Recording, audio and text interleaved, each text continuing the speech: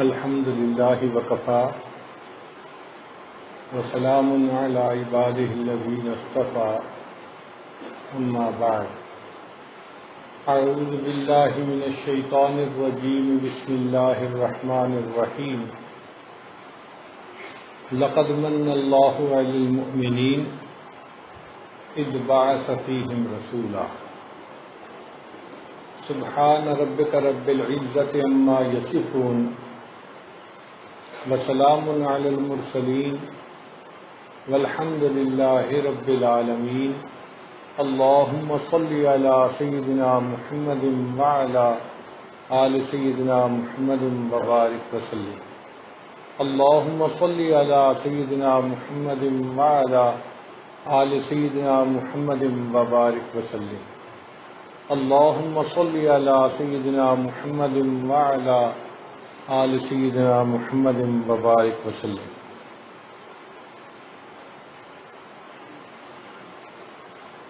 نبی علیہ الصلوۃ والسلام کے محاسن و کمالات بیان کرنے سے لغات عاجز ہیں. کوئی ایسی زبان نہیں جس میں وہ الفاظ ہوں جن الفاظ کے ذریعے سے ہم اپنے پیارے آقا صلی اللہ علیہ وسلم کی صفات کو بیان کر سکیں. اس لیے کہنے والوں نے کہا یا صاحب الجمال و یا سید البشر من وجهك المنیر لقد نور القمر لا يمكن الثناء كما كان حقه بعد خدا بزرگ تو ہی قصہ مختصر کہ بس اللہ رب العزت کے بعد آپ ہی کا مقام ہے اے اللہ کے حبیب صلی اللہ علیہ وسلم. سیرت کی مثال ایک سمندر کی مانند ہے. سمندر کی گہرائیوں کو اور وسعتوں کو الفاظ میں بیان کرنا مشکل ہوتا ہے. چنانچہ ایک عرب شاعر تھے، اس نے نبی علیہ الصلوۃ والسلام کی تعریف میں 40,000 اشعار لکھے،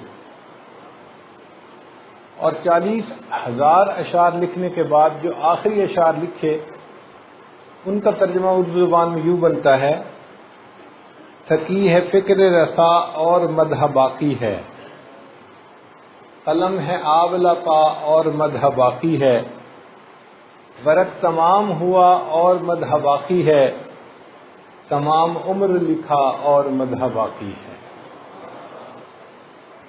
حضرت مولانا مناظر احسن گیلانی رحمۃ اللہ علیہ نے النبی الخاتم میں 450 عنوانات قائم فرمائے اور فرمایا کہ جو بھی دنیا میں آیا وہ جانے کے لیے آیا، لیکن مکہ میں ایک ایسا آنے والا آیا جو آتا ہی چلا گیا.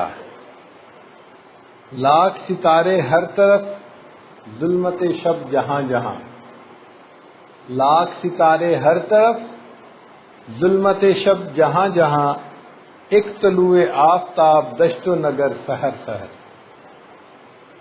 اقبال سہیل نے نبی علیہ الصلوۃ والسلام کی مدحت میں لکھا کتاب فطرت کے سرورق پر جو نام احمد رقم نہ ہوتا تو نقش ہستی ابھر نہ سکتا، وجود لوح و قلم نہ ہوتا، نہ روئے حق سے نقاب اٹھتا، نہ ظلمتوں سے حجاب اٹھتا، فروغ بخشے نگاہ عرفاں اگر چراغ حرم نہ ہوتا. حضرت مولانا قاسم نانوتوی رحمۃ اللہ علیہ نے نبی علیہ الصلوۃ والسلام کی شان میں بہت عجیب اشعار لکھے. فرماتے ہیں سب سے پہلے مشیت کے انوار سے نقش روئے محمد بنایا گیا، پھر اسی نقش سے مانگ کر روشنی بزم کون و مکان کو سجایا گیا. وہ محمد بھی احمد بھی محمود بھی، حسن مطلق کا شاہد مشہود بھی، علم و حکمت میں وہ غیر محدود بھی، ظاہراً امیوں میں اٹھایا گیا.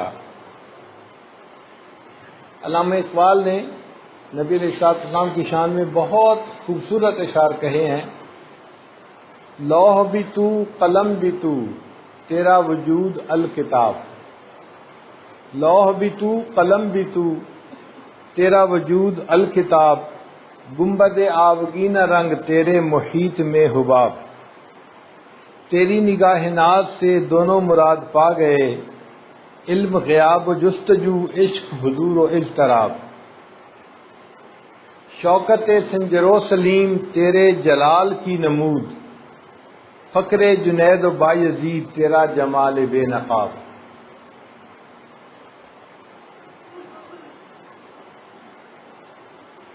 کہنے والے نے کہا، ہزار بار بشویم دہن ز مشک و گلاب، ہنوز نام تو گفتن کمال بے ادبی۔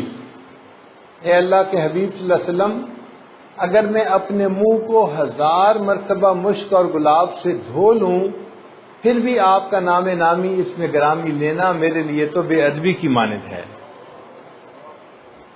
آج کی گفتگو کا عنوان ہے انتخاب لاجواب۔ انتخاب لاجواب۔ اب اس کو ایک مثال سے سمجھ لیجئے کہ اگر کسی بڑے امیر آدمی نے اپنی بیٹی کی شادی کرنی ہو نا تو اس کی کوشش یہ ہوتی ہے کہ میں بیٹی کے لیے ایسی چیزیں بناؤں جو دوسروں سے انوکھی ہوں، الگ ہوں۔ چنانچہ اس کے لیے جہیز کے کپڑے بھی بہت انوکھے ہوں گے، خوبصورت ہوں گے، فرنیچر بھی بہت خوبصورت ہوگا، جیولری بھی بہت خوبصورت ہوگی، گاڑی بھی خوبصورت ہوگی، جو گھر بنایا جائے گا وہ بھی خوبصورت ہوگا۔ تو اس لڑکی کے جہیز کی چیزوں کو دیکھ کے پتہ چلتا ہے کہ اس کے باپ کو اس سے کتنی محبت تھی، اور چونکہ پیسے کی فراوانی تھی تو باپ چاہتا ہے کہ بس ایسی چیز بناؤں کہ ایسی کسی اور کے پاس نہ ہو۔ اسی طرح ہمارے آقا اور سردار حضرت محمد مصطفیٰ احمد مجتبیٰ صلی اللہ علیہ وسلم اللہ رب العزت کے محبوب، اور اللہ رب العزت تمام کائنات کے مالک اور خالق ہیں، تو اللہ تعالیٰ نے اپنے محبوب کو جو کچھ دیا وہ کائنات میں سب سے زیادہ بہترین چیز عطا فرمائی۔ یہ اللہ کا انتخاب تھا اور اس کو کہتے ہیں انتخاب لاجواب۔ جو چیز بھی تھی وہ بہترین چیز تھی۔ اگر کوئی بچہ دنیا میں پیدا ہوتا ہے اس کے لیے اس کی ماں دعا کرتی ہے یا باپ کی دعا قبول ہوتی ہے یا نانا نانی دادا دادی میں سے کسی کی دعا قبول ہوئی یا والدین نے اللہ کے راستے میں خرچ کیا کسی فقیر کی دعا قبول ہوئی، تو انسانوں کی دعائیں قبول ہوتی ہیں اور وہ بچہ دنیا میں پیدا ہوتا ہے۔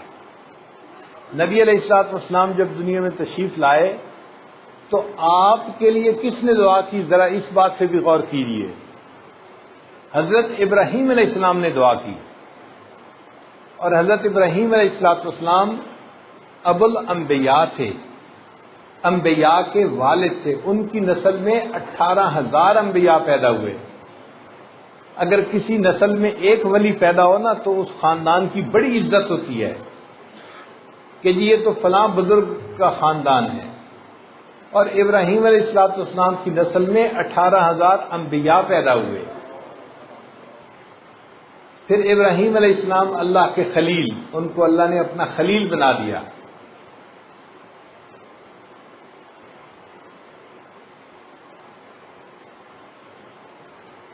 اللہ رب العزت نے انہیں فرمایا کہ میرے خلیل میرا گھر بناؤ، بیت اللہ کو بناؤ۔ تو حضرت ابراہیم علیہ السلام معمار کعبہ بنے، کعبہ بنانے والے۔ جب انہوں نے کعبہ بنا لیا تو دستور کی بات ہے کہ ہر مزدور کو مزدوری ملتی ہے۔ اللہ رب العزت نے فرمایا میرے ابراہیم خلیل آپ نے بیت اللہ کو بنایا، اب آپ مجھ سے دعا مانگیے، جو مانگیں گے عطا فرمائیں گے، جو مانگیں گے آپ کی دعا کو قبول کر لیا جائے گا۔ تو سیدنا ابراہیم علیہ السلام نے دعا مانگی کہ یا اللہ میں بھی آپ سے وہ نعمت مانگوں گا جو آپ کے خزانے میں بھی ایک ہی ہے۔ اے اللہ میں دنیا کے جواہر اور لال نہیں مانگتا، میں دنیا کا مال و منال نہیں مانگتا، اور میں کوئی فضل و کمال نہیں مانگتا۔ اے اللہ میں صرف آپ سے آمنہ کا لال مانگتا ہوں۔ ربنا وابعث فیہم رسولا، اے اللہ اپنے محبوب صلی اللہ علیہ وسلم کو بھیج دیجئے دنیا میں۔ نبی علیہ السلام نے ارشاد فرمایا میں ابراہیم علیہ السلام کی دعا کی قبولیت بن کے دنیا میں آیا ہوں۔ تو دیکھیں دعا مانگنے والے جو تھے وہ سب سے بہترین، ابراہیم علیہ السلام نے 2 دعائیں مانگی تھی۔ ایک دعا مانگی تھی تو اسماعیل علیہ السلام پیدا ہوئے، اور پھر دوسری دعا مانگی تو اللہ کے حبیب صلی اللہ علیہ وسلم دنیا میں تشریف لائے۔ ایک زمزم والا دنیا میں آ گیا اور دوسرے کوثر والا بھی دنیا میں آ گیا۔ ایک اللہ کا محب دنیا میں آ گیا، اور جب دوسری مانگی تو اللہ کا محبوب دنیا میں آ گیا۔ پہلی دعا مانگی تو اللہ نے بیت اللہ کا معمار عطا فرما دیا، اور دوسری دعا مانگی تو اللہ نے بیت اللہ کا کنجی بردار عطا فرما دیا۔ تو ابراہیم علیہ السلام کی دونوں دعائیں قبول ہوئیں۔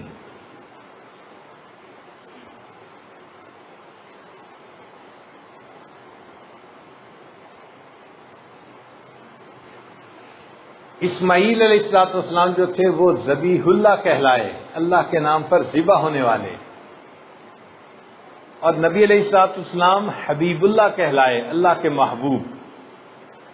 اسماعیل، اسما کا معنی اس زبان میں ہے سن، اور عیل کا معنی اللہ، اسماعیل کا معنی اے اللہ سن، اور محمد صلی اللہ علیہ وسلم ان کا معنی کہ وہ شخصیت جس نے اللہ کی دنیا میں سب سے زیادہ تعریف کی گئی ہو، یعنی پوری کائنات میں کسی انسان کی اتنی تعریف نہیں کی گئی جتنی تعریف اللہ کے محبوب صلی اللہ علیہ وسلم کی گئی ہے۔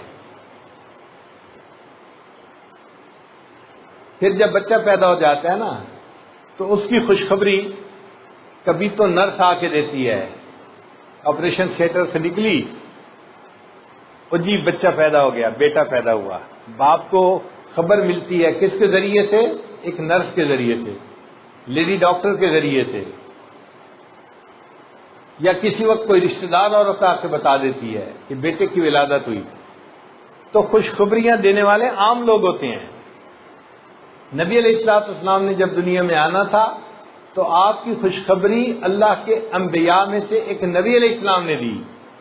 حضرت عیسیٰ علیہ السلام نے بتایا کہ اے لوگوں، میرے بعد ایک ایسے نبی آئیں گے جو اللہ کے محبوب ہوں گے، اور میں ان کی بشارت تمہیں آج عطا کر رہا ہوں۔ تو دیکھیے خوشخبری دینے والے بھی کتنے عظیم۔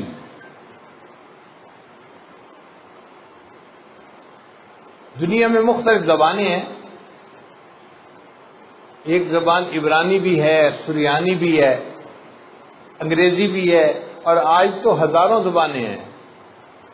اللہ رب العزت نے اپنے حبیب صلی اللہ علیہ وسلم کے لیے عربی زبان کا انتخاب کیا۔ یہ بھی زبانوں میں سے بہترین زبان، کسی زبان میں اتنی فصاحت و بلاغت نہیں جتنی عربی زبان میں ہے۔ آپ بتائیں، عربی زبان میں شیر کے لیے ایک لفظ استعمال ہوتا ہے لائن، ایک لفظ ہے، اور عربی زبان میں شیر کے لیے اسد کا لفظ بھی ہے، فہد کا لفظ بھی ہے، 100 سے زیادہ الفاظ شیر کے لیے استعمال ہوتے ہیں۔ اتنی وسعت ہے اس زبان کے اندر۔ نبی علیہ السلام نے ارشاد فرمایا انا افصح العرب، کہ مجھے اللہ تعالیٰ نے عربی زبان میں بہت فصاحت عطا فرمائی۔ فصاحت اور بلاغت یہ کیا چیز ہوتی ہے؟ ذرا غور سے سنیے۔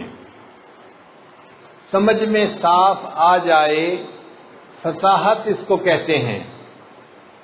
سمجھ میں صاف آ جائے، فصاحت اس کو کہتے ہیں۔ اثر ہو سننے والے پر، بلاغت اس کو کہتے ہیں۔ تو عربی زبان ایسی ہے کہ سمجھ میں بھی بات آتی ہے اور بات کا دل کے اوپر اثر بھی ہوتا ہے۔ تو زبانوں میں سے بہترین زبان اللہ نے اپنے محبوب صلی اللہ علیہ وسلم کو عطا فرمائی۔ یہ ہے اللہ رب العزت کا انتخاب لاجواب۔ لوگ دنیا میں پیدا ہوتے ہیں، کوئی مشرق میں پیدا ہوا، جی میں فجی کے ملک میں پیدا ہوا ہوں، کوئی مغرب میں پیدا ہوتا ہے، جی کینیڈا میں پیدا ہوا، کوئی شمال میں، کوئی جنوب میں۔ اللہ کے حبیب صلی اللہ علیہ وسلم کو اللہ رب العزت نے جزیرہ عرب میں پیدا فرمایا۔ آپ کبھی دنیا کا جغرافیہ سامنے رکھ کے دیکھیں تو جزیرہ عرب آپ کو تین طرف سے پانی سے گھرا ہوا نظر آئے گا اور ایک طرف سے باقی زمین کے ساتھ جڑا ہوا نظر آتا ہے. جیسے انسان کا دل ہوتا ہے نا کہ ایک طرف سے وہ جسم کے ساتھ جڑا ہوا ہوتا ہے اور لٹک رہا ہوتا ہے، باقی تین طرف سے جسم سے کٹا ہوا ہوتا ہے کیونکہ اس میں دھڑکنا ہوتا ہے. جزیرہ عرب یوں محسوس ہوتا ہے جیسے پوری دنیا کا جغرافیائی دل اللہ نے بنا دیا ہے. اور واقعی جب تک دل زندہ رہتا ہے اس وقت تک انسان زندہ، جب دل کی موت آ جاتی ہے تو انسان مر جاتا ہے. یہی حال جزیرہ عرب کا ہے، بیت اللہ کا ہے. جب تک بیت اللہ سلامت رہے گا اس وقت تک دنیا سلامت رہے گی. حدیث مبارکہ میں ہے کہ قیامت کی نشانیوں میں سے آخری نشانی کہ لوگ بیت اللہ کو گرائیں گے اور اس کے بعد اللہ تعالیٰ پوری دنیا میں قیامت برپا فرما دیں گے.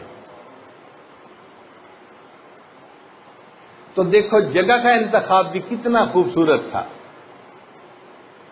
اللہ رب العزت نے دنیا کو کے وسط میں آپ کو پیدا فرمایا. حدیث پاک میں آتا ہے کہ جب اللہ تعالیٰ نے اس دنیا کو بنایا تو اس سے پہلے یہاں پر پانی تھا. اس پانی کے اوپر ایک بلبلہ پیدا ہوا اور اس بلبلے کو اللہ نے پھیلا کے زمین بنا دیا. وہ اول عالم، وہ جگہ تھی اول عالم، عالم میں سب سے پہلے بننے والی. اور یہ وہ جگہ تھی جہاں آج بیت اللہ بنا ہوا ہے. تو اول عالم، وسط عالم، مرکز عالم، اللہ نے اس مرکز میں نبی علیہ السلام کو پیدا فرمایا مکہ مکرمہ میں. تو پیدائش کے لیے جو جگہ کا انتخاب کیا وہ بھی سب سے بہترین. اس جگہ کو کیوں منتخب کیا؟ آپ لوگ جانتے ہیں تالاب کے درمیان میں اگر کنکر پھینکا جائے نا تو جو لہریں وہاں سے پھیلتی ہیں وہ چاروں طرف کنارے تک پھیلتی چلی جاتی ہیں. اللہ نے اپنے حبیب صلی اللہ علیہ وسلم کو مکہ مکرمہ میں پیدا کیا. یہ جگہ اول عالم ہے، مرکز عالم ہے، وسط عالم ہے. یہاں سے ایمان کی کرنیں پھوٹیں گی اور یہ پوری دنیا کے اندر برابر پھیلتی چلی جائیں گی.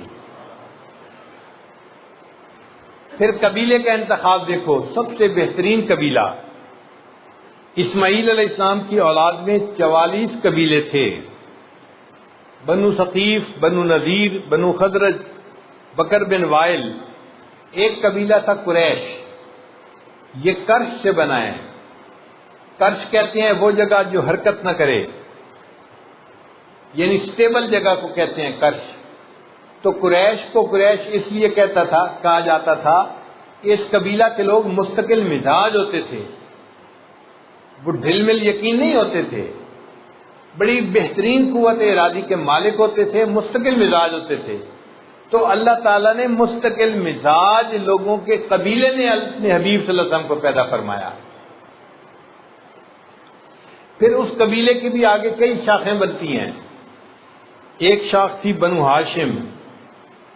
یہ شاخ بہت مہمان نواز تھی اور پورے قریش میں ان کی عزت بہت زیادہ تھی کہ وہ تو بڑے مہمان نواز لوگ ہیں. اللہ نے اپنے حبیب صلی اللہ علیہ وسلم کو بنو ہاشم میں پیدا فرمایا. تو قبیلہ بھی بہترین اور قبیلے کی جو آگے شاخ تھی وہ بھی بہترین. پھر اللہ رب العزت نے اپنے محبوب صلی اللہ علیہ وسلم کے دادا کو منتخب فرمایا.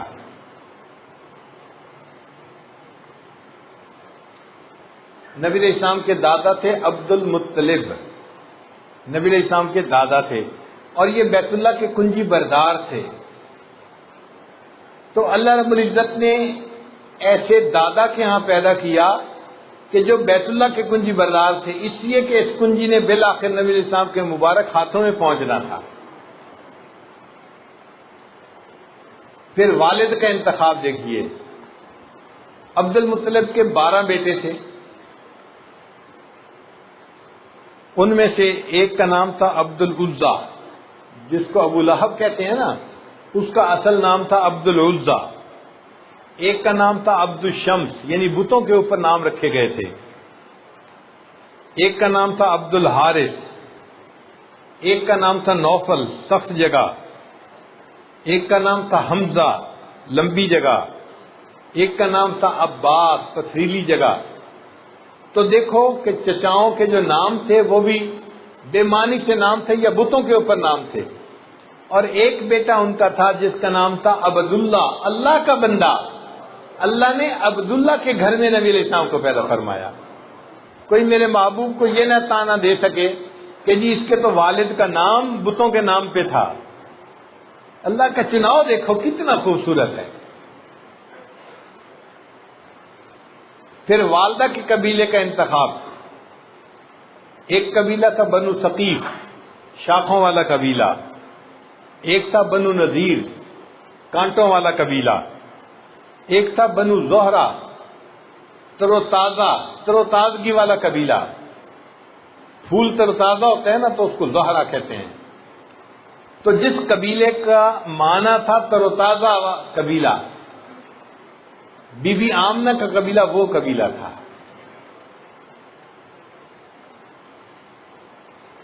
پھر دیکھیے عورتوں کے نام اس زمانے میں عجیب و غریب ہوتے تھے. بعض عورتوں کا نام تھا خنسا، بد شکل، حربا، لڑنے والی. مگر اللہ نے اپنے محبوب صلی اللہ علیہ وسلم کے لیے جو والدہ چنی تو والدہ کا نام کیا تھا؟ آمنہ، امن والی، امانت کا خیال رکھنے والی. تو ماں کا نام بھی بہترین نام، کوئی اس پہ بھی اعتراض نہیں کر سکتا کہ جی آقا صلی اللہ علیہ وسلم کی والدہ کا نام ایسا بے معنی سا نام تھا. نہیں، اللہ نے فرمایا کہ چونکہ یہ میرے محبوب صلی اللہ علیہ وسلم کو گود میں پالے گی اس لیے یہ امانت والی ہونی چاہیے، کہ امن والی ہونی چاہیے. آمنہ ان کا نام تھا.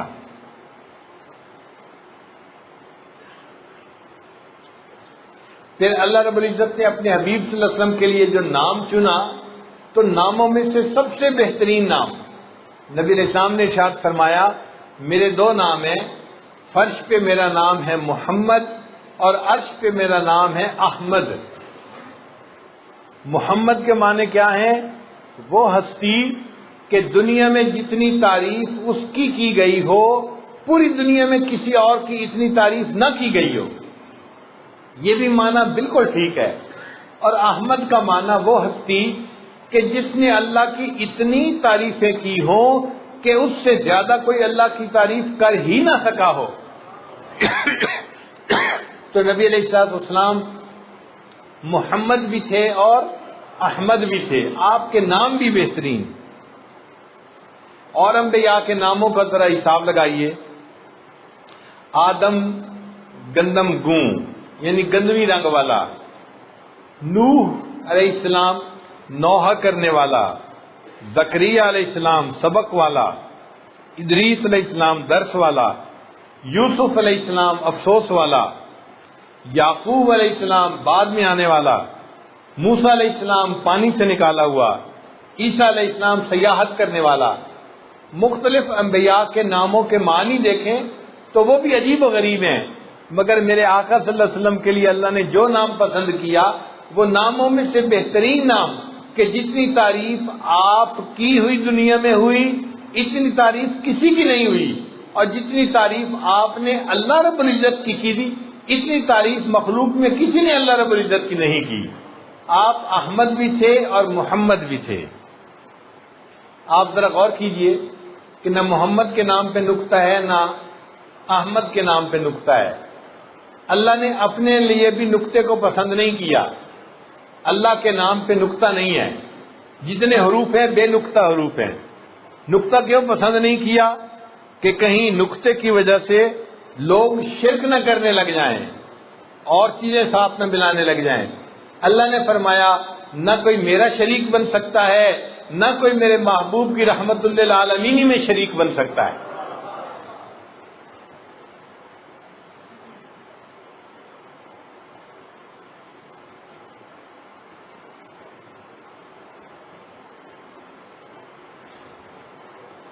اب ایک مزے کی بات سنیے.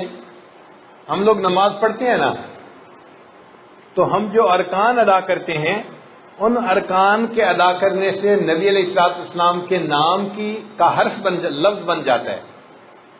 جب ہم قیام میں ہوتے ہیں تو ہم الف کی شکل میں ہوتے ہیں. الف ایسے ہی ہوتی ہے نا، کھڑی ہوتی ہے. تو ہم قیام میں ہیں تو کس حالت میں ہیں؟ جب رکوع میں ہیں تو وہ ہا کی شکل بنتی ہے. جب سجدے میں ہوتے ہیں تو میم کی شکل بنتی ہے، اور جب اتحیات میں بیٹھتے ہیں تو دال کی شکل بنتی ہے۔ ہماری نماز مکمل ہوتی ہے اور ہمارے جسم سے اللہ کے محبوب کے نام کا لفظ مکمل ہو جاتا ہے، اللہ اس نماز کو قبول فرما لیتے ہیں۔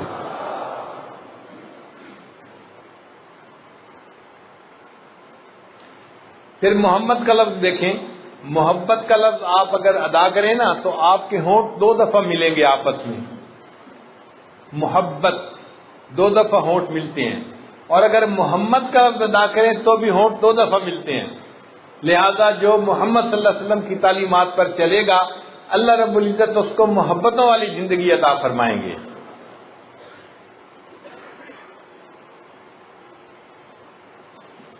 اب اور دیکھیے دایا کے قبیلے کا انتخاب۔ نبی علیہ الصلوۃ والسلام کی جو دایا تھی جس نے نبی علیہ السلام کو پالا وہ تھی حلیمہ سعدیہ۔ بنو سعد ایک قبیلہ تھا جو طائف کے قریب رہتا تھا۔ وہاں کی عورتیں مکہ مکرمہ آتی تھیں اور وہاں سے بچوں کو اپنی گود میں لے کے واپس آتی تھی، پھر ان کو پالتی تھی تو ان کو والدین کی طرف سے انعام ملا کرتا تھا، اور یہ ان لوگوں کے لیے گزارے کا سبب تھا۔ ایک مرتبہ 10 عورتیں طائف سے چلیں، مکہ مکرمہ جاتی ہیں۔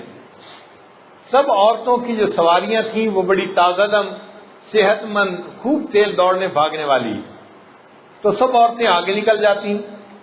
ایک عورت ایسی تھی جس کی سواری کمزور بھی تھی اور لاغر تھی، وہ پیچھے رہ جاتی۔ عورتیں کھڑے ہو کے انتظار کرتی۔ وہ عورت اس کا نام تھا حلیمہ۔ جب وہ پیچھے سے آ کے ملتی تو عورتیں پھر سفر کرتی، پھر سب کی سواری آگے نکل جاتی، حلیمہ کی سواری پیچھے رہ جاتی۔ سارا راستہ اسی طرح طے ہوا۔ جب آخری منزل تھی، یعنی اب آگے مکہ مکرمہ میں داخل ہونے کا وقت تھا، اس وقت ان عورتوں نے حلیمہ سے بات کی کہ حلیمہ ہم جگہ جگہ ٹھہرتی آئی ہیں اور آپ کا انتظار کرتی آئی ہیں، اور اس میں ہمارا وقت بہت زیادہ لگ گیا ہے، دیر ہو رہی ہے، اب آپ ہمیں اجازت دیں، آپ جب بھی پہنچ جانا، ہم جاتی ہیں اور جا کے بچوں کو لے کے واپس جانا ہے چونکہ واپسی کا بھی سفر کرنا ہے۔ حلیمہ نے اجازت دے دی۔ یہ 9 عورتیں مکہ مکرمہ میں آئیں اور انہوں نے وہاں پر جو بچے تھے امیر گھرانوں کے ان کو اپنی گود میں لے لیا۔ جب حلیمہ سعدیہ پہنچی تو امیر گھرانوں کا کوئی بچہ نہیں تھا۔ حلیمہ نے پتہ کیا کوئی بچہ ہے جس کو میں اپنی گود میں لے سکتی ہوں۔ اسے بتایا گیا ہاں ایک بچہ ہے مگر اس کے والد فوت ہو چکے، وہ یتیم بچہ ہے۔ تو حلیمہ کے دل پہ ذرا چوٹ پڑی کہ وہ اگر والد نہیں ہے تو بچے کو پالنے کا انعام تو مجھے پھر کوئی نہیں دے سکے گا، اگر ملا بھی تو تھوڑا ملے گا۔ تو حلیمہ ذرا افسردہ ہوئی۔ فرماتی ہیں کہ پھر میرے دل میں خیال آیا کہ میں ذرا بچے کی شکل تو دیکھوں کہ بچہ ہے کیسا۔ نبی علیہ السلام چارپائی کے اوپر لیٹے ہوئے تھے اور اوپر چادر ڈالی ہوئی تھی۔ حلیمہ کہتی ہے کہ جب میں نے وہ کپڑا ہٹا کے دیکھا تو وہ بچہ مجھے دیکھ کر مسکرایا، اور اس کی مسکراہٹ ایسی تھی کہ میں اس بچے کو اپنا دل ہی دے بیٹھی۔ میں نے دل میں سوچا حلیمہ تجھے پیسے تو نہیں ملیں گے، اس بچے کی مسکراہٹ تجھے ملے گی، یہ ساری دنیا سے بڑی نعمت ہے جو تجھے مل جائے گی۔ اب حلیمہ نے فیصلہ کر لیا کہ میں نے اس بچے کو گود میں لینا ہے۔ حلیمہ لینے کو تیار ہے اور اس کی والدہ بچے کی آمنہ وہ بچہ دینے کے لیے تیار ہے۔ اتنے میں اس بچے کے دادا بھی آ گئے، ان کا نام تھا عبد المطلب۔ حلیمہ نے کہا میں بچہ لینا چاہتی ہوں، میں گاؤں کی رہنے والی ہوں اور میں نے بستی میں کوئی ایسا خوبصورت بچہ نہیں دیکھا۔ آمنہ نے کہا حلیمہ تو بستی کی رہنے والی ہے، میں شہر کی رہنے والی ہوں، مکہ کی رہنے والی ہوں، میں نے شہروں میں ایسا خوبصورت بچہ نہیں دیکھا۔ عبد المطلب کھڑے سن رہے تھے، انہوں نے کہا حلیمہ تو نے کسی بستی میں ایسا خوبصورت بچہ نہیں دیکھا، اور آمنہ تو نے کسی شہر میں ایسا خوبصورت بچہ نہیں دیکھا، اور میں تو ملکوں کا سفر کرنے والا بندہ ہوں، اپنے قبیلے کا سردار ہوں، میں نے ملکوں میں ایسا خوبصورت بچہ نہیں دیکھا۔ اگر اس وقت جبریل علیہ السلام ہوتے موجود اور ان سے پوچھا جاتا کہ جبریل علیہ السلام آپ بھی ذرا اپنے کمنٹس دے دیجئے، آپ کے تاثرات کیا ہیں، تو میرے خیال میں ان کا جواب یہ ہوتا، حلیمہ تجھے بستیوں میں ایسا خوبصورت بچہ نظر نہ آیا، آمنہ تجھے شہروں میں خوبصورت نظر نہ آیا، اور عبد المطلب آپ کو ملکوں میں ایسا بچہ نظر نہ آیا، اور میں تو پوری دنیا کی سیر کر چکا ہوں، میں نے پوری دنیا میں اتنا خوبصورت بچہ نہیں دیکھا۔ اور اگر اللہ رب العزت سے پوچھا جائے کہ اے کائنات کے مالک اور خالق آپ بھی بتا دیجئے اس بچے کے بارے میں آپ کیا فرماتے ہیں، تو اللہ کی طرف سے فرمان آ جاتا، حلیمہ تو نے بستی میں ایسا خوبصورت بچہ نہیں دیکھا، آمنہ تو نے شہر میں خوبصورت بچہ نہیں دیکھا، عبد المطلب تو نے ملکوں میں ایسا خوبصورت نہیں دیکھا، اور جبرائیل تو نے پوری دنیا میں ایسا خوبصورت نہیں دیکھا، میں ساری مخلوق کا پیدا کرنے والا ہوں، میں تصدیق کرتا ہوں میں نے پوری کائنات میں ایسا خوبصورت بچہ نہیں دیکھا۔ چنانچہ حلیمہ نے بچے کو لے لیا اور اپنے خامن کے پاس لے کر آئی۔ اب خامن نے بچے کو اٹھا کے دیکھا اور وہ بھی بڑا خوش ہوا، کہنے لگا حلیمہ اس بچے کی مسکراہٹ ہمارے گھروں میں باہر لے آئے گی، تم نے بڑا اچھا سلیکشن کی ہے۔ اب اس نے حلیمہ کو اونٹ پہ بٹھایا، سواری پہ بٹھایا۔ جب حلیمہ بیٹھ گئی، سواری چلنے کے لیے تیار ہے، خامد آگے بیٹھا تاکہ سواری کی لگام پکڑے اور اس کو چلائے۔ جیسے ہی خامد آگے بیٹھا، سواری چلنے کے لیے تیار نہیں ہے، اٹھتی نہیں ہے۔ حلیمہ کے خامد نے بڑی کوشش کی کہ میں سواری کو اٹھاؤں اور چلاؤں، لگام کھینچی، پاؤں مارے، سواری نہیں اٹھی۔ وہ بڑا حیران، سواری کیوں نہیں اٹھ رہی؟ جیسے ہی نیچے اترا، سواری چلنے کے لیے پھر تیار ہے۔ پھر اس نے دوسری مرتبہ کوشش کی، پھر یہی۔ جب خامد نہیں بیٹھتا تو سواری چلنے کے لیے تیار ہے، جب بیٹھتا ہے تو سواری چلتی نہیں ہے۔ جب 2-3 ٹرائیاں کی اور بات نہ بنی تو حلیمہ کے دل میں بات آئی، اس نے کہا اپنے خامد کو کہ دیکھیں جب میں بیٹھی ہوتی ہوں نا تو یہ بچہ آگے ہوتا ہے، سواری چلنے کے لیے تیار ہوتی ہے، آپ بیٹھتے ہیں آپ کی پشت اس بچے کی طرف ہو جاتی ہے، سواری چلنے سے انکار کر دیتی ہے۔ آپ ایسا کریں کہ مجھے آگے بٹھائیں تاکہ بچہ آگے رہے، سواری چل پڑے گی۔ حلیمہ کی تجویز پر خامد نے ایسا ہی کیا۔ اللہ کی شان دیکھے، حلیمہ سواری کو لے کر، بچے کو لے کر بیٹھی اور سواری نے چلنا شروع کر دیا۔ چلنا کیا تھا، سواری تیزی سے بھاگ رہی تھی۔ بھاگتے بھاگتے ایک ایسا بھی وقت آیا کہ حلیمہ کی سواری باقی عورتوں کی سواریوں سے آگے بڑھنے لگی۔ اب عورتیں حیران ہیں، پوچھ رہی ہیں حلیمہ کیا تم نے سواری کو تبدیل کر لیا؟ حلیمہ نے جواب دیا میں نے سواری کو تبدیل نہیں کیا، سواری کا سوار تبدیل ہو گیا ہے، اس کی وجہ سے اب میری سواری طاقتور بن گئی ہے اور یہ تیز بھاگ رہی ہے۔ حلیمہ فرماتی ہیں کہ جب میں بچے کو لے کے گھر آئی تو مجھے خیال ہوا کہ بکریاں ہیں، بھوکی ہیں، میں ان کا دودھ نکالوں، کیونکہ بچے کو دودھ پلانا بھی ہے، ایسا نہ ہو کہ دودھ کم ہو جائے۔ تو فرماتی ہیں کہ میں نے اپنی بکریوں کا دودھ نکالنا شروع کیا، دودھ ختم ہونے کو نہیں آتا تھا، حتیٰ کہ پورے گھر میں جتنے برتن تھے سارے برتن بھر لیے، بکریوں کے تھنوں میں دودھ ابھی بھی باقی تھا۔ خامد نے دیکھا تو کہنے لگا حلیمہ تو کسی بہت ہی بابرکت بچے کو لے کے آئی ہے کہ جس کی وجہ سے ہماری بکریوں نے اتنا دودھ دینا شروع کر دیا۔ اللہ کے محبوب صلی اللہ علیہ وسلم جہاں گئے برکتیں ہی برکتیں، رحمتیں ہی رحمتیں۔ حلیمہ کہتی ہے کہ جب ہمارے گھر میں دودھ کا یہ عالم دیکھا تو ہمسائے کی عورتیں آتی اور مجھ سے پوچھتی حلیمہ آپ بکریاں کس جگہ چراتی ہیں؟ ہو سکتا ہے وہاں کے گھاس میں کوئی تاثیر ہو کہ بکریاں زیادہ دودھ دیتی ہیں، ہمیں جگہ کا نام بتاؤ، ہم بھی بکریوں کو وہیں چرائیں گی تاکہ ہمارے گھروں میں بھی دودھ زیادہ ہو جائے۔ قبیلے کے لوگ بکریاں وہیں چراتے تھے مگر ان کی بکریاں اتنا دودھ نہیں دیتی تھیں جتنا حلیمہ کے گھر کی بکریاں دودھ دیتی تھیں۔ نبی علیہ السلام جہاں تھے اللہ نے وہاں پر رزق کی اتنی فراوانی کر دی تھی۔ حلیمہ کی ایک بیٹی تھی، اس کا نام تھا شیما. وہ بکریاں چرانے جاتی تھی. اس کی عمر کوئی 15-16 سال کے قریب ہوگی، جوان العمر بچی تھی.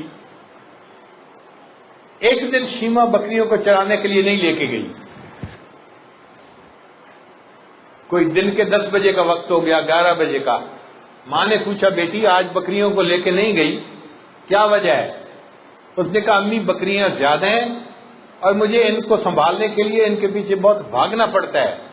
میں اکیلی ہوتی ہوں، تھک جاتی ہوں، مجھ سے یہ مشقت برداشت نہیں ہوتی. میرے ساتھ کسی اور کو بھی بھیجیں تو میرے لیے بکریاں چرانی آسان ہو جائیں. ماں نے کہا بیٹی تیرا باپ بھی بوڑھا ہے، بیمار ہے، اور میں بھی بوڑھی ہوں، بیمار ہوں. ہم دونوں تو بکریاں چرا نہیں سکتے، اس کے پیچھے بھاگ نہیں سکتے. گھر میں تو ہی جوان بیٹی ہے، یہ کام تجھے ہی کرنا پڑے گا، جاؤ بکریوں کو چراؤ. شیما کہنے لگی اچھا اماں، اگر مجھے بکریاں چرانے کے لیے بھیجنا ہے نا تو یہ چھوٹے بھائی محمد کو میرے ساتھ بھیج دیجئے. ماں نے کہا بیٹا تم بکریاں چراؤ گی یا بھائی کو سنبھالو گی؟ اس نے کہا امی میں بھائی کو بھی سنبھال لوں گی، بکریاں بھی چرا لوں گی. بیٹی بات سمجھ میں نہیں آتی، تو کیوں ضد کر رہی ہے بھائی کو لے جانے کے لیے؟ شیما نے جواب دیا اماں ایک دن میں اپنے بھائی کو اپنے ساتھ بکریاں چرانے لے کے گئی تھی اور اس دن میں نے 3 باتیں دیکھی تھیں. بیٹی 3 باتیں کیا دیکھی تھیں؟ اماں ایک بات تو یہ دیکھی تھی میں سارا دن جہاں بھی پھرتی رہی آسمان پر ایک بادل سایہ کرتا رہا، مجھے پورا دن دھوپ کے اندر جانا ہی نہیں پڑا. ایک برکت تو میں نے یہ دیکھی. اور اماں دوسری برکت میں نے یہ دیکھی کہ ایک راہب گزر رہا تھا، اس نے گود میں میرے بھائی کو دیکھا تو میرے پاس آیا اور اس کو لے کے بہت چوما، پیار کیا اور مجھے کہنے لگا یہ کیا ہے تمہارا؟ میں نے کہا میرا بھائی ہے. اس نے کہا کہ تمہارا یہ بچہ بھائی آنے والے وقت میں بہت بڑی شخصیت بنے گا. میں اس میں ایسی نشانیاں دیکھ رہا ہوں کہ یہ نشانیاں ہم نے تورات اور انجیل کے اندر پڑھی ہوئی ہیں. اماں مجھے اپنے بھائی کی تعریف بڑی اچھی لگی کہ لوگ بھی اس کی تعریف کرتے ہیں. اور اماں ایک تیسری بات میں نے اور دیکھی. بیٹا کیا دیکھی؟ اماں میں بھائی کو گود میں لے کے گئی اور ایک جگہ پر بکریوں کو چرنے کے لیے چھوڑ دیا اور بھائی کو لے کے میں بیٹھ گئی اپنی گود میں. اماں میں نے دیکھا میری بکریوں نے جلدی جلدی گھاس کو چر لیا اور گھاس چرنے کے بعد یہ بکریاں آئیں اور میرے بھائی کے گرد ایک دائرہ بنا کر بیٹھ گئیں. اماں باقی سارا وقت میں بھی بھائی کا چہرہ دیکھتی رہی اور میری بکریاں بھی میرے بھائی کا چہرہ دیکھتی رہی. مجھے بکریوں کے پیچھے بھاگنے کی ضرورت ہی نہیں پڑی. تو آقا صلی اللہ علیہ وسلم کی والدہ بھی بہترین، والدہ کا نام بھی بہترین، آپ کی دایا بھی بہترین. دایا کا نام دیکھو حلیمہ، حلم والی. حلم کا مطلب جس عورت کے اندر تحمل مزاجی ہو نا وہ بچے کی تربیت اچھی کر سکتی ہے. جن عورتوں کے اندر غصہ ہو وہ چھوٹے معصوم بچے کو بھی جھڑک دیتی ہیں، تھپڑ لگا دیتی ہیں، سختی کرتی ہیں. اللہ نے فرمایا نہیں، میں نے اپنے محبوب صلی اللہ علیہ وسلم کے لیے جس دایا کا انتخاب کرنا ہے وہ بڑی حلم والی عورت ہوگی، لہذا نہ بچے کو ڈانٹے گی نہ اس بچے کو کوئی بات کرے گی، بلکہ بڑے حلم کے ساتھ اس بچے کی وہ جو ہے وہ پرورش کرے گی اور میرا بچہ اس حلیمہ کی گود میں پرورش پائے گا. کسی شاعر نے حلیمہ کے بارے میں بڑے اچھے اشعار کہے ہیں. فرماتے ہیں حلیمہ میں تیرے مقدرہ تو صدقے، حلیمہ میں تیرے مقدرہ تو صدقے، تو مدنی دا جھولا جھلیندی بھی ہوسیں، اے سونے دے مکھڑا نورانی نورانی، تو تکدی تا رہی ہیں چمیندی بھی ہوسیں. کہ محبوب صلی اللہ علیہ وسلم کے نورانی مکھڑے کو تو دیکھتی تو تھی، حلیمہ کتنی خوش نصیب ہے، تو اس پیارے مکھڑے کو چومتی بھی ہوگی محبت کے ساتھ. حلیمہ میں تیرے مقدرہ تو صدقے، تو مدنی دا جھولا جھلیندی بھی ہوسیں، جے سونے دا مکھڑا نورانی نورانی، تو تکدی تا رہی ہیں چمیندی بھی ہوسیں. اے عرشاں دا چن ہے کھلونا بھی جس دا، تو اس بے مثل نو کھڈیندی بھی ہوسیں. کہ جس کے لیے آسمان کا چاند اللہ نے کھلونا بنا دیا، اس عظیم ہستی کو تو اپنے ہاتھوں میں کھلاتی ہوگی۔ انگلی نہ پا کے تو ویڑے دے اندر، خدا دے سجن نو ٹریندی بھی ہوتے۔ بچہ جب چلنا سیکھتا ہے نا تو ماں انگلی پکڑ کے اس کو قدم اٹھانا سکھاتی ہے، تو وہ کہتے ہیں کہ انگلی نہ پا کے تو ویڑے دے اندر، خدا دے سجن نو ٹریندی بھی ہوتے، نوا کے سجا کے تے کجلا بھی پا کے، نوا کے سجا کے تے کجلا بھی پا کے، تو تھوڑی ہلا کے ہسیندی بھی ہوتے۔ ماں بچے کو جب تیار کرتی ہے نا تو اس کی تھوڑی کو ہلا کے کہتی ہے بچہ ذرا ہنس کے مسکرا کے دکھاؤ۔ تو اللہ کے محبوب صلی اللہ علیہ وسلم کو کہتی ہوگی کہ مسکرا کے دکھاؤ، اور میرے آقا صلی اللہ علیہ وسلم کا مسکراتا ہوا چہرہ تو دیکھتی ہوگی۔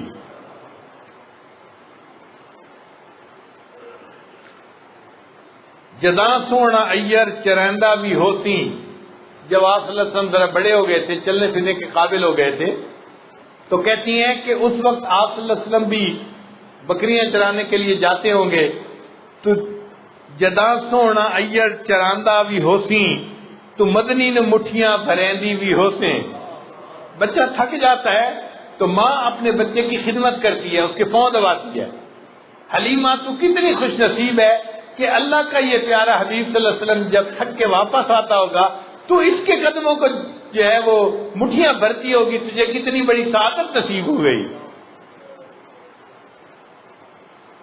اور کبھی کبھی ایسا بھی ہوتا ہے کہ بچہ اپنی ماں سے روٹھ جاتا ہے، تو پھر اس ماں اس بچے کو مناتی ہے۔ تو شاعر نے کہا کدی نال تیرے نزاکت سونا، کدی نال تیرے نزاکت سونا، اور رستا بھی ہو سی تو منیندی بھی ہو سی۔ وہ کیا منظر ہوگا جب وہ چھوٹا بچہ تجھ سے روٹتا ہوگا اور تو اس کی منتیں کر کے اس کو منا رہی ہوگی، بیٹا اپنی اماں سے نہیں روٹا کرتے، تو کیوں مجھ سے روٹ گیا، تو مان جا۔ تو حلیمہ کو اللہ رب العزت نے کیا سعادت عطا فرمائی۔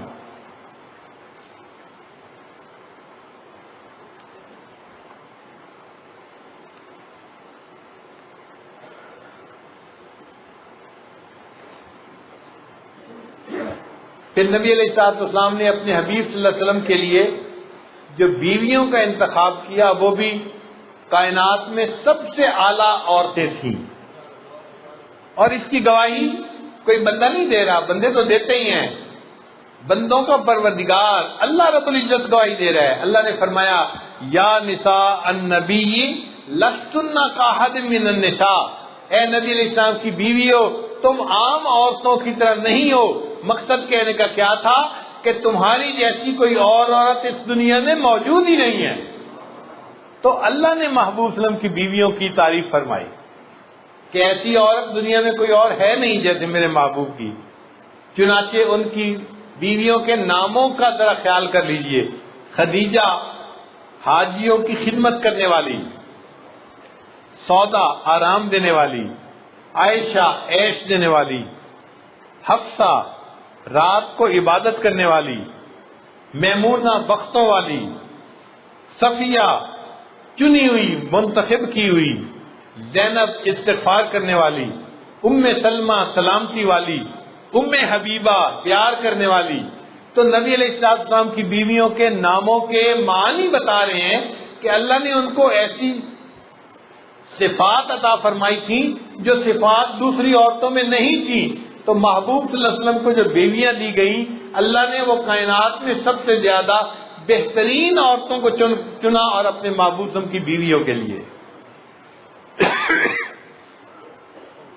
اتنی نیک اور پاک دامن تھی کہ ایک وقت آیا کہ آپ صلی اللہ علیہ وسلم کی ایک بیوی کے اوپر منافقین نے بہتان لگا دیا۔ دنیا میں بہتان لگتے ہیں اور اس بہتان کی صفائی دوسرے لوگ دیتے ہیں۔ چنانچہ یوسف علیہ السلام پر بہتان لگا تو ایک چھوٹے بچے سے اللہ نے گواہی دلوائی۔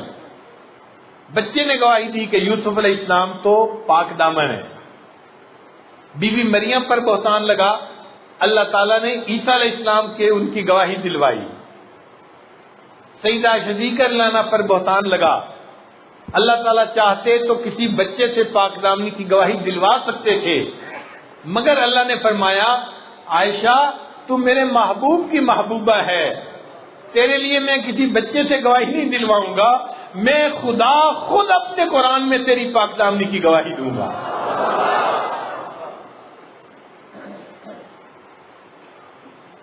پھر نبی علیہ السلام کے 3 بیٹے تھے، ایک کا نام تھا قاسم، تقسیم کرنے والا، برکتوں کو تقسیم کرنے والا، ایک کا نام تھا طیب طاہر، پاکیزگی والا، ایک کا نام تھا ابراہیم، بزرگی والا۔ تو دیکھو بیٹوں کے نام بھی کتنے پیارے ہیں۔ نبی علیہ السلام نے ارشاد فرمایا اگر میرے بعد کوئی نبی آنا ہوتا تو اللہ تعالیٰ میرے بیٹے کو نبوت عطا فرماتے، لیکن میرے بعد کوئی نبی نہیں آئے گا، تو ختم نبوت کا مقام اللہ نے کس کو عطا فرمایا؟ اپنے حبیب صلی اللہ علیہ وسلم کو عطا فرمایا۔ اس لیے نبی علیہ السلام کے تشریف لے جانے کے بعد جو کوئی دنیا میں نبی ہونے کا دعویٰ کرے گا وہ جھوٹا ہوگا، کذاب ہوگا، دجال ہوگا۔ اب اگر کوئی کہے جی کہ عیسیٰ علیہ السلام بھی تو نبی تھے، ہاں نبی تھے، لیکن جب آئیں گے تو نبی علیہ السلام کے امتی بن کے تشریف لائیں گے، نبی علیہ السلام کی لائی ہوئی شریعت پر عمل کرنے والے بن کر آئیں گے۔ یہ نبی علیہ السلام کی عظمت ہے کہ ان کی شریعت کی اشاعت کے لیے اللہ اپنے انبیاء میں سے ایک نبی کو دوبارہ بھیجیں گے۔ پھر نبی علیہ السلام کی بیٹیوں کا انتخاب دیکھیں، ایک کا نام تھا زینب، استغفار کرنے والی، ایک کا نام تھا رقیہ، خامن کی خدمت کرنے والی، ایک کا نام تھا ام کلثوم، بچوں کی اچھی تربیت کرنے والی، اور ایک کا نام تھا فاطمہ، دوزخ سے بری اور آزاد ہونے والی۔ نبی علیہ السلام نے فرمایا کہ میری بیٹی فاطمہ کو اللہ تعالیٰ نے جنت کی خواتین کا سردار بنا دیا ہے۔ تو بیٹی بھی دیکھو اللہ نے کیسی عطا فرمائی۔ نبی علیہ السلام سیدہ فاطمہ الزہرا رضی اللہ تعالیٰ عنہ سے بہت محبت فرماتے تھے۔ جب وہ تشریف لاتی تھیں تو نبی علیہ السلام اٹھ کر استقبال کرتے تھے۔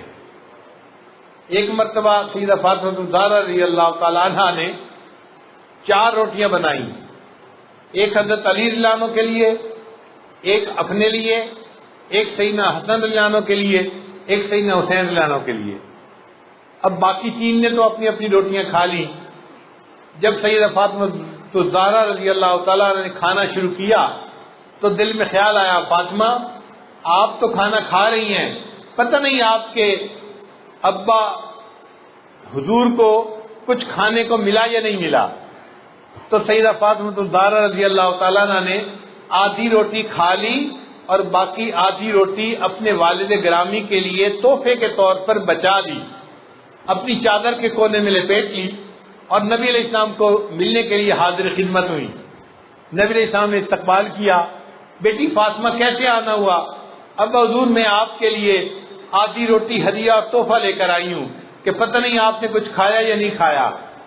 نبی علیہ السلام نے اس تحفے کو قبول کیا۔ حدیث پاک میں آتا ہے کہ اللہ کے محبوب صلی اللہ علیہ وسلم نے اس میں سے ایک لقمہ روٹی کا توڑا اور اپنے منہ میں ڈالا اور فرمایا فاطمہ قسم ہے اس پروردگار کی جس کے قبضے میں میری جان ہے، آج 3 دن گزر گئے تیرے والد کے منہ میں روٹی کا لقمہ نہیں گیا۔ ایسی محبت کرنے والی بیٹی تھی۔ اللہ ایسی بیٹی ہر کسی کو عطا فرمائے۔ تو بیٹیاں بیٹیوں میں سے بہترین، بیویاں عورتوں میں سے بہترین۔ پھر نبی علیہ السلام کو اللہ نے جو دوست دیے وہ دوستوں میں بہترین۔ نبی علیہ السلام نے فرمایا میرے 2 وزیر دنیا میں ہیں اور 2 وزیر آخرت میں ہیں۔ دنیا میں میرے 2 وزیر ابو بکر اور عمر ہیں اور آخرت میں میرے 2 وزیر جبرائیل اور میکائیل ہیں۔ آپ دیکھو کسی کے دوست ایسے ہو سکتے ہیں؟ سیدنا صدیق اکبر کیسے دوست تھے، دوستی نبھائی کہ نہیں نبھائی؟ ان کے بارے میں کسی شاعر نے کہا پیغمبر تو نہ تھا لیکن پیغمبر جیسا لگتا تھا، پیغمبر تو نہ تھا لیکن پیغمبر جیسا لگتا تھا، وہ دریا تھا مگر گہرے سمندر جیسا لگتا تھا۔ اور حضرت عمر رضی اللہ تعالیٰ عنہ تو اسلام کی شان و شوکت بڑھانے والے، محبوب صلی اللہ علیہ وسلم نے ان کے لیے دعائیں مانگی اور اللہ نے ان کو اسلام عطا فرما دیا۔ تو جیسے محبوب کے ساتھی دنیا میں کسی کو ایسے ساتھی نہیں ملے ہوں گے۔ ابراہیم علیہ اللہ تعالیٰ نے موسیٰ علیہ السلام کو بھی ساتھی دیے تھے، لیکن وہ ایسے ساتھی تھے کہ جب ایک موقع پہ جانا پڑا اور موسیٰ علیہ السلام نے کہا کہ بھئی آؤ بستی میں داخل ہو جائے، اللہ نے حکم دیا ہے، کہنے لگے اذهب انت وربك فقاتلا انا هاهنا قاعدون، آپ جائیں اور آپ کا پروردگار جائیں ان سے لڑنے کے لیے، ہم تو یہاں بیٹھے ہوئے ہیں۔ تو موسیٰ علیہ السلام کے ساتھیوں نے ان کا ساتھ چھوڑ دیا ایسے موقع پہ۔ حضرت عیسیٰ علیہ السلام کو بھی ساتھی ملے حواری، اور عیسیٰ علیہ السلام کو انہیں سمجھانا پڑا کہ من انصاری الی اللہ، اے میرے ساتھیوں تم میں سے کون ہے جو اللہ کے لیے میرا مددگار بن جائے، ان کو کہنا پڑا۔ لیکن نبی علیہ السلام کو اللہ نے ساتھی دیے، نہ انہوں نے انکار کیا، نہ ان کو سمجھانے کی ضرورت پیش آئی، بلکہ انہوں نے ایسا ساتھ نبھایا کہ نبی علیہ السلام نے فرمایا ابو بکر میں نے دنیا میں سب کے احسانات کے بدلے چکا دیے، تو نے میرے اوپر اتنے احسانات کیے ہیں، تیرا بدلہ قیامت کے دن اللہ چکائیں گے۔ تو نبی علیہ السلام کے دوست بھی بہترین۔ پھر نبی علیہ السلام کو اللہ نے کتاب عطا فرمائی قرآن مجید، وہ کتابوں میں بہترین، تورات، انجیل اور زبور، یہ بھی اللہ تعالیٰ کی طرف سے بھیجی گئی کتابیں ہیں، مگر وہ کتابیں تھیں، صحیفے پہ لکھی ہوئی چیز تھی۔ اس کی مثال اس طرح سمجھیں، ایک ہوتا ہے میسج، وہ لفظوں میں لکھا ہوا آ جاتا ہے، ایک ہوتا ہے وائس میسج کہ آواز آتی ہے کسی کی۔ وائس میسج ہمیشہ عام میسج سے زیادہ اعلیٰ ہوتا ہے۔ تو جو پہلی کتابیں تھیں وہ ریٹن میسیجز تھے اللہ کی طرف سے جو آئے تھے انبیاء کے اوپر، اور جو قرآن مجید ہے یہ کلام اللہ ہے۔ یہ کیا ہے؟ کلام اللہ ہے، کتاب اللہ بھی ہے، کلام اللہ بھی ہے۔ اس لیے اللہ کے کلام ہونے کی نسبت کی وجہ سے اس کتاب کو باقی کتابوں پر فضیلت حاصل ہے۔ نبی علیہ السلام نے فرمایا تبرک بالقرآن فإنہ کلام اللہ، قرآن سے برکت حاصل کرو، یہ اللہ کا کلام ہے۔ اللہ بھی برکت والے، ان کا نام بھی برکت والا، ان کا کلام بھی برکت والا۔ تبارک اسم ربک، قرآن مجید میں ہے اللہ کا نام برکت والا ہے، تبارک اسم ربک، برکت والا ہے نام تیرے رب کا، تو اللہ کا نام بھی برکت والا، اللہ کی ذات بھی برکت والی۔ تبارک الذی بیدہ الملک، برکت والی ہے وہ ذات جس کے ہاتھ میں ملک اور سلطنت ہے۔ تو نام بھی برکت والا، اللہ کی ذات بھی برکت والی، اور اللہ کا کلام بھی برکت والا، قرآن مجید بھی برکت والا۔ تو دیکھیں برکتیں ہی برکتیں، اور اللہ کا قرآن اللہ نے اپنے حبیب صلی اللہ علیہ وسلم کو عطا کیا، تو کتابوں میں سے بہترین کتاب اللہ نے اپنے حبیب صلی اللہ علیہ وسلم کو عطا فرمائی۔ پھر اللہ نے باقی انبیاء کو بھی دین عطا فرمائے، لیکن وہ دین کامل دین نہیں تھے۔ اللہ نے اپنے حبیب صلی اللہ علیہ وسلم کو دین عطا فرمایا اور فرمایا وَأَتْمَمْتُ عَلَيْكُمْ نِعْمَتِي، اے میرے محبوب صلی اللہ علیہ وسلم میں نے آپ پر اپنی نعمت کو مکمل کر دیا، وَرَضِيتُ لَكُمُ الْإِسْلَامَ دِينًا، اور میں نے تمہارے لیے دین اسلام کو پسند کر لیا۔ تو جو دین ملا وہ بھی دینوں میں سب سے بہترین دین، کتاب ملی وہ کتابوں میں سے بہترین، جو ساتھی ملے ساتھیوں میں بہترین، جو بیویاں ملی وہ بیویوں میں بہترین، جو اولاد ملی اولاد میں سے بہترین، جو نبی علیہ الصلوۃ والسلام کو اللہ نے شخصیت عطا فرمائی وہ شخصیتوں میں بہترین۔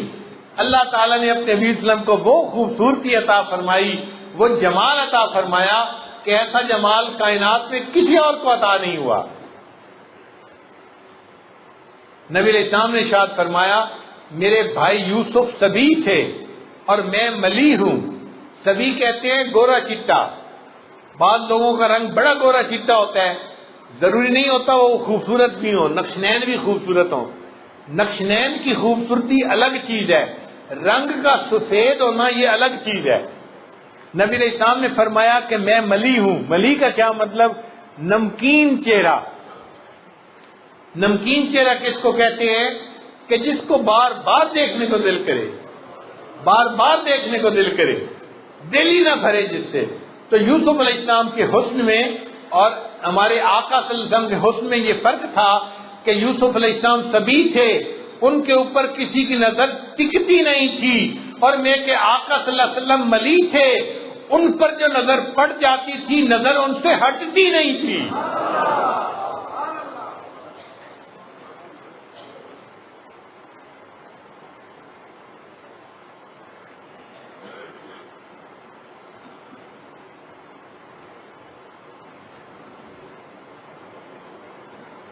حضرت سید نفیس شاہ صاحب فرماتے ہیں واللیل سیاہی زلفوں کی چہرہ والضحا اس کا، واللیل سیاہی زلفوں کی چہرہ والضحا اس کا، سارے جہاں کا پیارا ہے آپ محب ہے خدا اس کا، رب نے بنایا جب اس کو خود آپ کہا سبحان اللہ۔ میرے آقا صلی اللہ علیہ وسلم کو اللہ نے وہ حسن و جمال عطا فرمایا کہ اللہ نے بنایا تو ان کو دیکھ کے اللہ نے خود سبحان اللہ فرمایا۔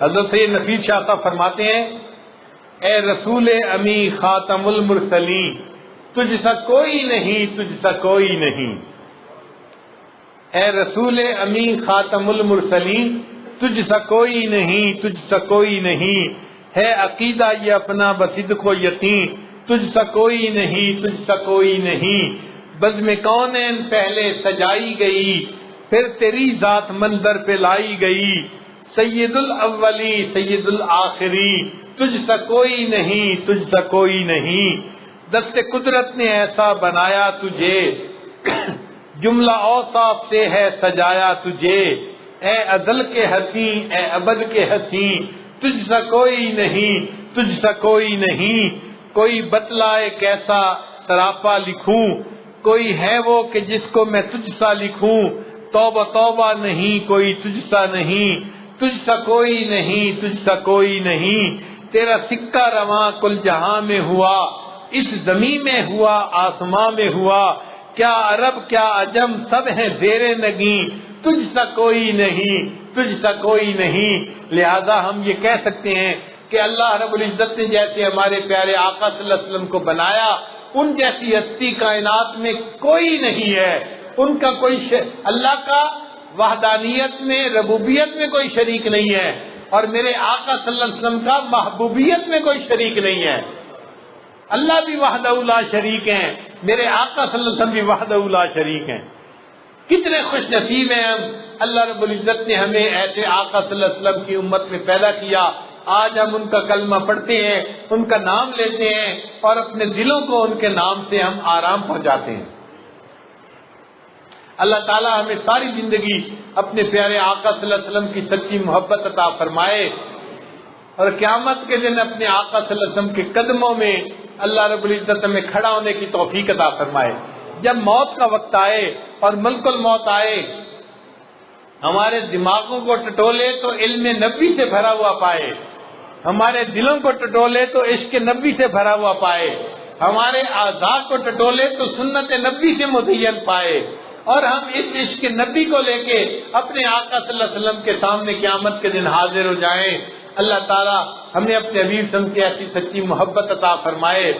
عجب چیز ہے عشق شاہ مدینہ، یہی تو ہے عشق حقیقی کا زینہ، عجب چیز ہے عشق شاہ مدینہ، یہی تو ہے عشق حقیقی کا زینہ، ہے معمور اس عشق سے جس کا سینہ، اسی کا ہے مرنا اسی کا ہے جینا۔